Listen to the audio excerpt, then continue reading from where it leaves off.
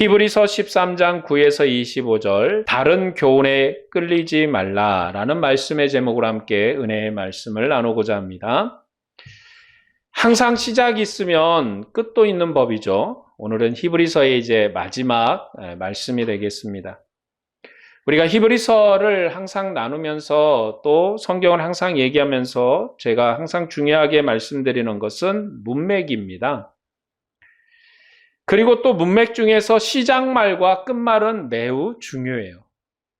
시작 부분이 중요하고 끝나는 부분도 중요한데 시작은 서론이기 때문에 중요하고 끝말은 결론이기 때문에 중요하죠. 성경이 아무 형식이 없이 그냥 하고 싶은 말을 이렇게 대중 없이 적은 성경이 아니고 마치 논문처럼 시작말도 있고 중간말도 있고 끝말도 있어요. 그래서 시작말, 서론이 전체의 문맥을 장악하는 경우가 많이 있습니다. 그래서 서론을 알면 전체 문맥을 우리가 알 수가 있어요. 왜 서론이 중요하냐면 전체 문맥을 장악하기 때문에 가운데 토막에서 이제 우리가 이 내용을 어떻게 해석하고 이해해 갈 것인가를 서론의 지배를 받거든요. 서론에서 얘기하고 싶었던 주제의 문맥에 맞춰서 중간의 내용도 거기에 맞춰가고 있다는 거예요. 그리고 결론에 이르러서 서론에서 하고 싶었던 얘기의 결론을 이제 마무리 짓습니다. 그런 의미로 이제 히브리서 13장과 12장, 그러니까 히브리서의 결론은 12장과 13장의 두 장에 걸쳐 있어요. 우리가 잘 아는 것처럼 원래 성경은 장절이 구분이 없습니다. 처음에 이 성경을 썼던 저자들이 1장하고 쓰고 2장하고 쓴 게 아니라 구텐베르그가 금속 활자를 이제 개발하고 인쇄 압착수를 개발해서 이제 많은 인쇄물이 성장을 하면서 이제 많은 성경이 이제 인쇄돼 나왔단 말이죠. 그런데 이걸 읽다 보니까 그전에는 성경이 아주 귀한 성경에서 사제들만 갖고 있고 필사된 것이어서 그것을 많은 사람들이 가지고 읽을 수가 없었어요. 그런데 이제 많은 성경이 대중적으로 퍼져나가다 보니까 이게 좀 편하게 읽었으면 좋겠다라는 생각이 들어서 인쇄업자들이 장과 절을 나누는 거예요. 그래서 사실 이 장과 절을 나눠서 우리가 성경을 어디부터 봅시다, 몇 장부터 봅시다 이렇게 이제 구분하기엔 되게 편하고 좋아졌는데 이게 또 한 가지 단점이 뭐냐면 이 장절이 문맥에 따라서 나눠졌다고 생각을 하는 거예요. 사실은 문맥의 흐름과 전혀 상관없이 나눠놓은 것이기 때문에 사실 어떤 부분에서 3장이 끝나고 4장으로 이어지면서 이게 사실 3장과 4장을 구분하면 안 되고 이게 3장까지 내용을 포함한 장이 돼야 될 텐데 이게 4장으로 넘어가니까 여기서 문맥이 딱 끊겨버리는 경우가 있어서 앞뒤 문맥이 이어지지 못하는 그런 문제도 있거든요.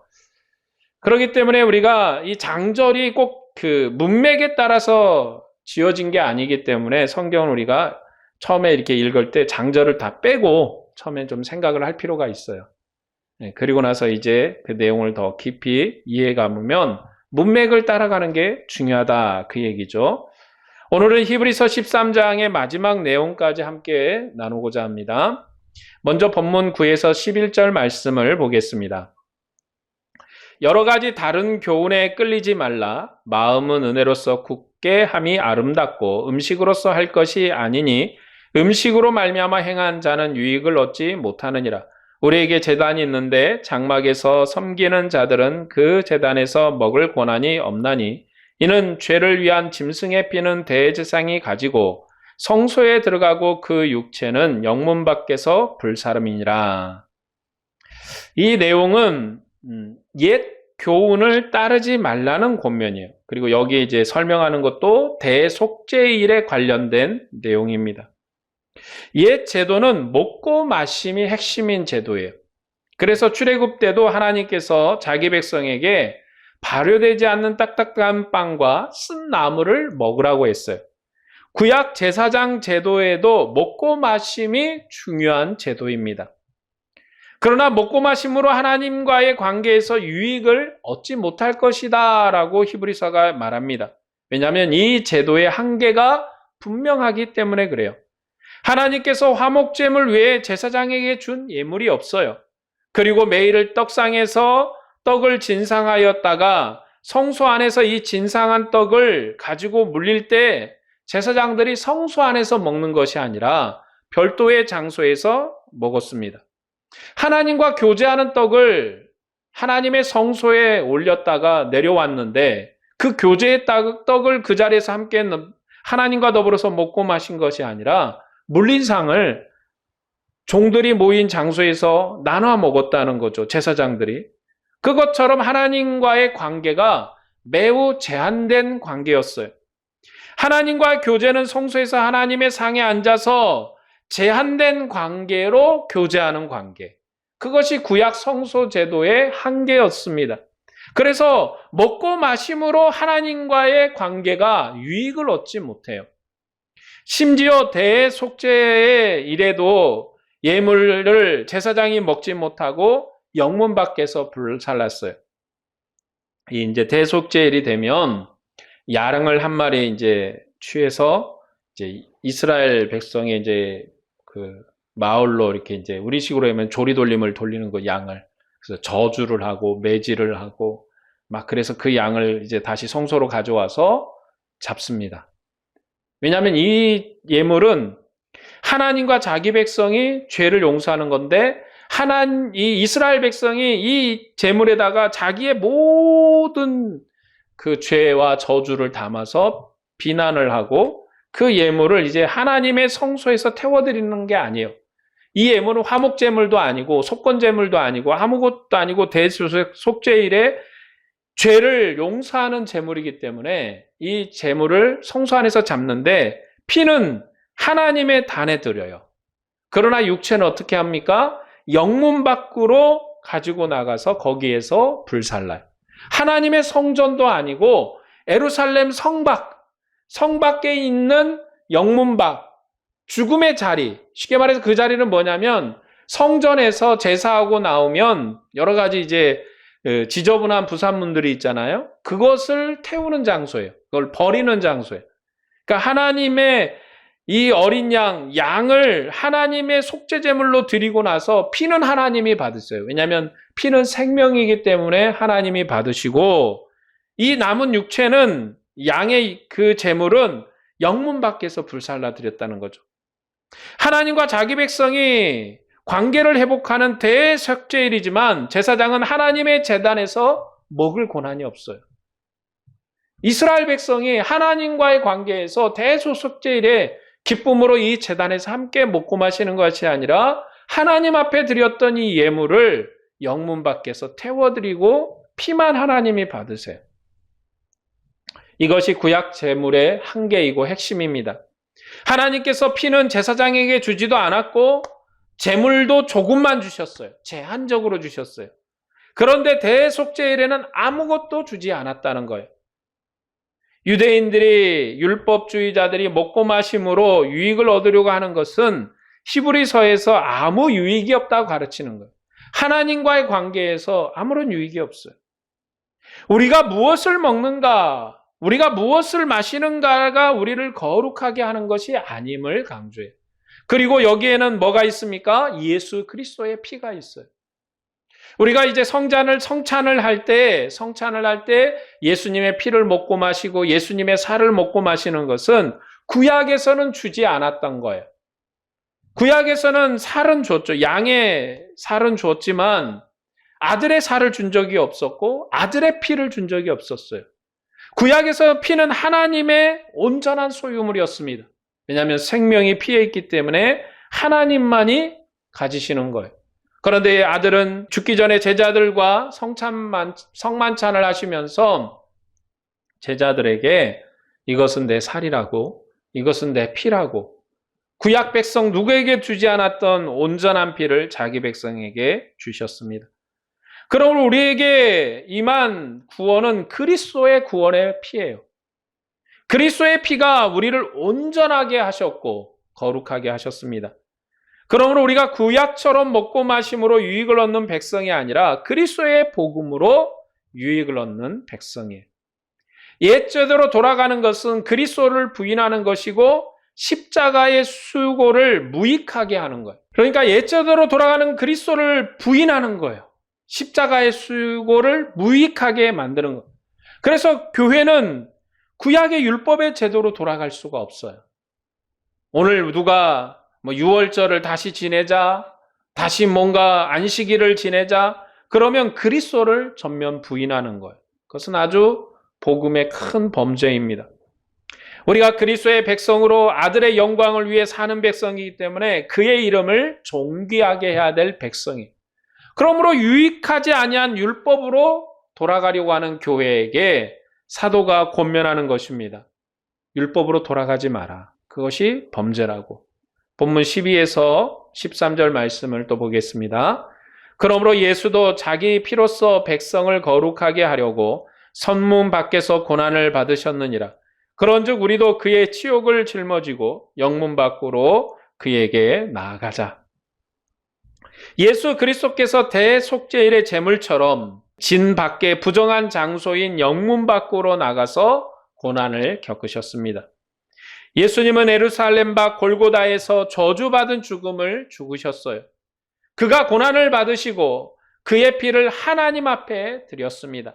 이제 예수 그리스도의 피가 우리를 거룩하게 하셨으니 먹고 마심이 유익한 것이 아니라 우리에게 아무것도 아니에요. 내가 뭘 먹는가, 내가 뭘 마시는가 아무 유익도 아닌 것이에요.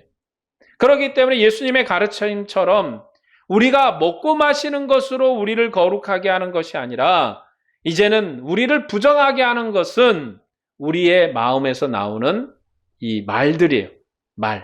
말들이 우리 부정하게 합니다. 어떤 사람을 비방하고 비난하고 형제를 모욕하는 말을 수없이 쏟아내면서 사랑한다고 해요. 구제헌금을 많이 해요. 이게 어불성설이잖아요. 누군가를 만나면 그 형제에 대해서 비난하고 정말로 말에 담을 수 없는 여러 가지 악한 말을 하면서 구제헌금을 해요. 그 형제를 사랑한다고. 언행이 일치하지 아니하죠. 우리를 거룩하게 하거나 부정하게 하는 것은 이제 우리의 먹고 마심에 있는 것이 아니라 우리의 마음에서 나오는 생각의 말, 거기에 있는 거예요. 그렇기 때문에 우리가 형제를 향한 사랑의 말, 형제를 향한 은혜의 말을 하는 거예요. 그것을 우리를 부정하게 하거나 거룩하게 하는 것이 거기에 있습니다. 이제 우리는 그리스도께서 있는 곳에 우리가 함께 나가야 돼요. 그 자리가 바로 우리의 자리이기 때문에 우리가 정말로 거룩한 삶을 살아야 되고 우리도 그리스도와 함께 고난을 겪는 백성으로 살아야 돼요. 주님께서 고난을 겪으신 것처럼 우리도 고난을 겪고 그가 아프신 것처럼 우리도 아픔을 당하는 거예요. 우리가 믿음 생활하면서 아무런 문제 없이 신앙 생활한다? 그건 있을 수가 없어요. 그냥 삶 자체가 폭풍이고 풍랑이고 어려움이에요. 그것은 예수 안에 있든지 예수 밖에 있든지 누구나 다 마찬가지의 삶을 살아요. 그러나 우리가 당하는 이 고난은 그리스도와 함께 당하는 고난이고 우리가 당하는 아픔은 그리스도와 함께 당하는 아픔이에요. 우리가 먹고 마심과 세상의 이익에 머무르면 안 되고 그의 치욕을 짊어지고 영문 밖으로 나가야 돼요. 우리는 고난의 길을 스스로 선택한 자들이고 아픔의 길을 스스로 선택한 자들이에요. 그러면 우리의 아픔은 무엇인가? 그리스도와 함께 당하는 아픔이에요. 그리스도와 함께 짊어진 치욕이에요. 우리가 주님과 같은 고난을 겪지만 그리스도와 함께 영광도 누릴 것입니다. 우리에게는 고난만 있는 게 아니에요. 우리가 고난만 있어, 아픔만 있어, 우리가 고난만 당해. 그런 어떠면 염세주의자처럼 그렇게 흘러가면 안 되고 우리에게는 그리스도와 함께 누리는 영광도 있습니다. 주님께서 나가신 자리가 우리의 자리인데 그분이 하나버지 보좌 앞에 앉으셨어요. 우리도 아버지 앞에서 영광을 얻을 거예요. 우리도. 예수 그리스도의 영광은 우리를 위한 선취적 영광이에요. 우리도 그와 함께 영광을 누릴 것입니다. 우리도 주님과 함께 영광을 누리고 주님의 영광의 소망이 바로 우리의 소망이 될 것입니다. 우리가 그리스도와 함께 영광을 누릴 때까지 이 믿음의 길을 힘써 걸어가야 돼요. 자, 히브리서의 내용의 결론은 뭡니까? 믿음의 길을 끝까지 달려가라. 율법주의에 흔들리지 말고 너희의 믿음이 흔들리지 말고 이 믿음을 포기하지 않냐고 끝까지 달리도록 권면하는 거예요. 끝까지 달려라. 끝까지 이겨라. 본문 14에서 15절 말씀을 볼까요? 우리가 여기에는 영관 도성이 없으므로 장차 올 것을 찾나니 그러므로 우리는 예수로 말미암아 항상 찬송의 제사를 하나님께 드리자. 이는 그 이름을 증언하는 입술의 열매니라. 이 말씀은 예수님의 이름을 항상 감사하라라는 거죠. 왜냐하면 우리에게 약속한 영관 도성이 있기 때문에 그렇습니다. 세상은 소돔과 고모라 같은 세상이고 그리스도를 죽인 세상이에요. 이스라엘 백성은 조상의 약속을 받고도 그리스도를 예루살렘 진 밖에서 죽였습니다. 그래서 세상과 예수님을 죽인 이스라엘은 영구한 도성이 없어요. 그들을 위한 영구한 도성은 없습니다. 그러므로 이 땅에는 영구한 도성이 없어요. 주님께서 두 번째 오실 때는 죄와 상관없는 자를 위해서 오실 거예요. 이것이 우리의 찬양입니다. 왜냐하면 우리가 그리스도 안에서 죄와 상관이 없는 백성이기 때문에 그래요. 나는 죄가 많은데 막 화도 많이 내고 막 신경질도 많이 내고 막 그러는 사람인데 물론 그렇죠. 우리의 연약함이 많은 사람입니다. 그러나 그리스도의 은혜 가운데 우리가 주님의 보혈로 죄 없는 백성이에요. 이것은 내가 인정한 게 아니라 주님이 우리를 그렇게 인정하신 거예요. 너희는 내 백성이요 온전한 백성이요 내가 주 앞에서 너희를 변호할 것이라고 말합니다. 그렇기 때문에 두 번째 오실 때 죄와 상관없는 자를 위해 오시는데 바로 교회를 위해서 오시는 거예요. 주님의 백성을 위해서 오십니다. 주께서 거룩하게 한 자를 위해서 오셔요. 그것이 우리에게 오시는 이유이고 예수님은 우리의 구원자이십니다. 그는 영원한 구원자라는 아름다운 이름을 얻으신 분이에요. 그가 우리의 구원자로 보좌 우편에 앉으셨어요. 그러므로 항상 찬송의 제사를 드리고 그의 이름을 증거하는 입술의 열매가 되어야 합니다. 이것이 우리의 믿음의 삶이에요. 이것이 주님 앞에 우리가 삶은 삶이에요. 12장과 13장은 우리가 믿음의 사람으로서 어떻게 살아야 될 것인가에 대한 구체적인 적용이고 권면이잖아요. 그러니까 이런 믿음으로 우리가 살아야 된다라고 구체적으로 가르치고 있는 거예요. 이것이 히브리서의 결론입니다. 본문 16에서 19절 말씀을 볼까요? 오직 선을 행함과 서로 나누어 주기를 잊지 말라. 하나님은 이 같은 제사를 기뻐하시느니라. 너희를 인도하는 자들에게 순종하고 복종하라. 그들은 너희 영혼을 위하여 경성하기를 자신들이 청산할 자인 것 같이 하느니라. 그러므로 그들로 하여금 즐거움으로 이것을 하게 하고 근심으로 하게 하지 말라. 그렇지 않으면 너희에게 유익이 없느니라. 우리를 위하여 기도하라. 우리가 모든 일에 선하게 행하려 함으로 우리에게 선한 양심이 있는 줄을 확신하노니 내가 더 속히 너에게 돌아가기 위하여 너희가 기도하기를 더욱 원하노라. 우리 주님은 믿음의 주님이시고 우리를 온전케 하신 분이세요. 그 주님이 교회 인도자를 주셨으니 그에게 순종하고 복종해라 가르칩니다. 회전하는 그림자도 없는 주님께서 교회의 지도자를 주셨으니 그들의 지도를 받으면서 그리스도의 영광을 위해서 함께 수고해야 돼요. 주님의 일을 위해서 함께 근심하고 함께 기뻐하며 같은 수고로 주님의 영광을 위해서 헌신해야 됩니다. 핍박받는 상황에서 교회가 지도자들을 쉽게 배반하고 배교할 위험이 커요. 아무리 잘 가르쳐도 내 코가 석자라고 내가 힘들고 어렵고 고통스러우면 교회의 가르침을 크게 배반할 위험이 큽니다. 그래서 이 히브리서의 저자가 권면하기를 교회 지도자들과 함께 걸음을 같이 해라고. 이 히브리서의 지도자를 따르란 이 말은 이 지도자들은 헌신적인 사람들이었어요.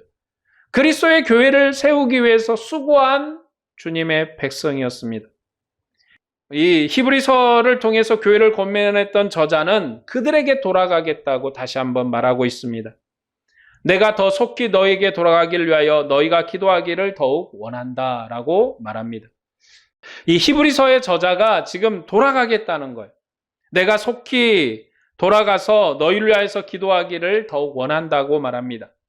교회 지도자라서 핍박 중에 고난을 겪는 교회와 함께 수고하기 위해서 속히 돌아가기를 소망해요. 헌신적인 지도자들이죠. 헌신적인 그러한 지도자로서 다시금 돌아가겠다. 내가 돌아가서 너희에게 수고를 다하고 헌신을 다하겠다고 말합니다. 그들 옆에서 교회를 선하게 지도하기 위해서 돌아가려는 거예요. 이 편지를 쓴 사람은 디모데와 깊은 관련이 있는 사람이에요. 디모데가 옥에서 나왔던 것을 너희가 알지 못하느냐. 내가 그와 함께 돌아가겠다. 그래서 히브리서의 저자가 사도 바울일 것이라고 추측합니다. 왜냐하면 디모데와 항상 사역을 같이 했던 사람은 바울 사도였거든요. 그래서 바울 사도는 교회 지도자였고 헌신적인 사람이었는데 그 헌신적인 교회 지도자였던 바울은 이 히브리서를 들었던 교회에 돌아가길 원해요. 그들과 함께 고난을 당하고 그들과 같이 아파하면서 그들이 정말 하나님의 백성으로 하나님의 은혜의 교회로 든든히 세워지도록 그들을 지도하기를 원했습니다. 본문 20에서 21절 말씀을 볼까요?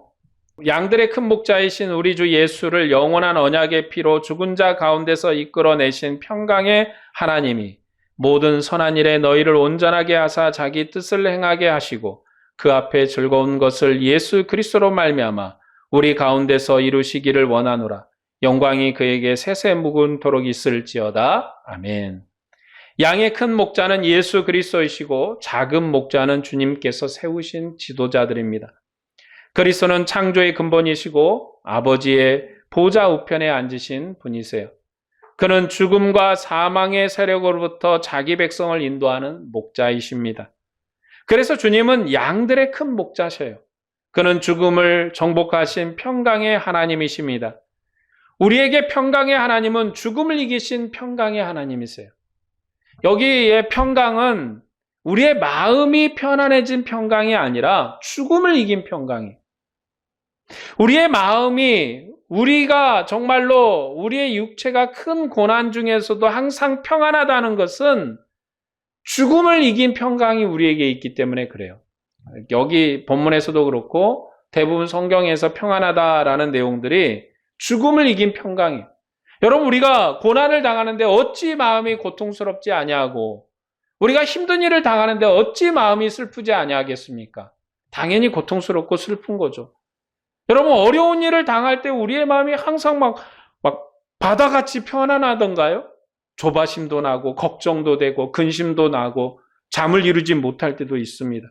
그러면 나는 평안한 사람이 아닌가? 나는 평강의 사람이 아닌가? 나는 왜 이렇게 고통스럽고 수고에 짐을 지는데 왜 이렇게 괴롭지? 나는 왜 이렇게 괴로움이 많지?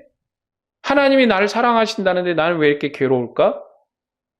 사실 이런 괴로움은 누구나 가지는 거예요. 어려운 일을 힘든 일을 만났는데 바다같이 편안하고 잔잔할 수는 없거든요. 파도가 있고 폭풍이 있습니다. 그런 중에서도 우리가 평안하다, 평강의 은혜가 우리에게 있다고 고백하는 것은 죽음을 이긴 평강을 우리에게 주셨기 때문에 그래요. 우리가 폭풍 같은 바다 가운데 있고 정말로 어렵고 힘든 고난 중에 있어도 우리의 죽음의 문턱에서 고통이 우리에게 있다 할지라도 우리에게 주신 하나님의 은혜는 죽음을 이긴 고난의 은혜를 이긴 그러한 평안이에요. 그렇기 때문에 우리가 죽는다 할지라도 평안하고 우리가 어떤 환난을 당하는자 할지라도 의지할 수 있고 주님을 바랄 수 있는 평강이 우리에게 있는 것입니다. 내가 힘들어도 주님은 우리를 인도하시는 분이시고 우리가 고난 중에서도 위로를 얻는 것은 주님께서 죽음을 이기신 평강을 우리에게 주셨기 때문입니다. 주님께서 사망을 이기시고 부활하셔서 자기 백성에게 평강을 주셨기 때문에 이 평강의 세상이 빼앗지 못할 평강이에요. 세상이 빼앗을 수 없어요, 이 평강. 그러므로 예수와 함께 생명의 큰 기쁨에 참여하는 교회는 믿음에 굳건하게 서야 하는 것입니다. 담대한 믿음의 길을 걸어야 돼요. 그리고 21절은 히브리서의 축도입니다. 21절은 히브리서의 축도예요. 모든 선한 일에 너희를 온전하게 하사 자기 뜻을 행하게 하시고 그 앞에 즐거운 것을 예수 그리스도로 말미암아 우리 가운데 이루시기를 원하노라. 영광이 그에게 세세 묵은토록 있을지어다. 사도가 히브리서에 이제 마침을 찍으면서 평강으로 그들에게 축도하는 것입니다. 이 축도도 여러분 그 축도의 내용도 항상 문맥의 내용에 맞춰져 있어요. 그래서 이 히브리서 축도는 히브리서의 문맥에 맞는 축도가 되겠습니다. 본문 22에서 25절 말씀이죠. 형제들아 내가 너희를 권하노니 권면의 말을 용납하라. 내가 간단히 너희에게 썼느니라. 우리 형제 디모데가 놓인 것을 너희가 알라. 그가 속히 오면 내가 그와 함께 가서 너희를 보리라. 너희를 인도하는 자들과 및 모든 성도들에게 문안하라. 이달리아에서 온 자들도 너희에게 문안하느니라. 은혜가 너희 모든 사람에게 있을지어다. 이제 히브리서를 마치면서 사도 바울이 여러 이제 교회에게 자기의 형편과 여러 교회 형제들의 형편을 이제 얘기하는 겁니다. 가정교회와 교회 공동체에게 서로 문안해라 라고 권면하면서 자기의 현 상태도 얘기하고 디모데의 얘기도 하면서 서로가 성도 간에 문안할 것을 얘기합니다. 교회는 공동체이기 때문에 서로에게 문안하고 핍박과 환난 중에도 서로 수고해서 함께 주님의 길을 걸어야 돼요. 사도 바울의 이 서신서의 특징이 이제 모든 본론의 내용을 끝내놓고 이제 문안 인사로 끝내는 게 특징이거든요. 이제 이런 일도 있었고 저런 일도 있었고 내가 속히 돌아갈 텐데 서로에게 문안해라. 그래서 이달리아에서 온 성도들도 너에게 문안하고 있다라고 말합니다. 이제 바울이 속히 그들에게 갈 것이기 때문에 서로 문안해야 돼.